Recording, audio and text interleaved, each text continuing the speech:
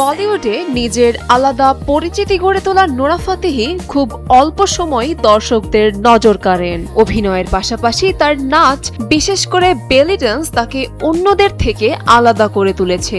আজকের এই অবস্থানে পৌঁছানোটা তার জন্য মোটেও সহজ ছিল না। খুব অল্প টাকা নিয়ে ভারতে পৌঁছে কঠিন সময় পার করতে হয়েছে তাকে। একসঙ্গে অনেকজনের সঙ্গে ছোট জায়গায় থাকা, আর্থিক সংকট সবকিছু সামলে ধীরে ধীরে নিজেকে প্রতিষ্ঠিত করেছেন তিনি।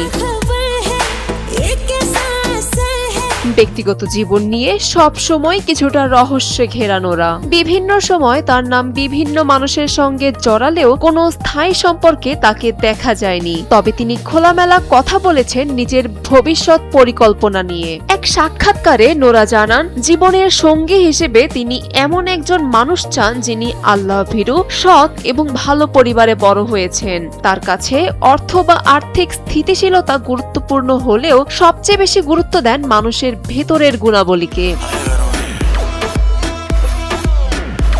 তার মতে, বর্তমান সময়ে অনেকেই সম্পর্ককে স্বার্থের জন্য ব্যবহার করে। কেউ জনপ্রিয়তা চায়, কেউ অর্থ বা যোগাযোগ। তাই তিনি এমন কাউকে খুঁজছেন যিনি সত্যিকারের আন্তরিক। সন্তান নিয়েও তার ভাবনা স্পষ্ট।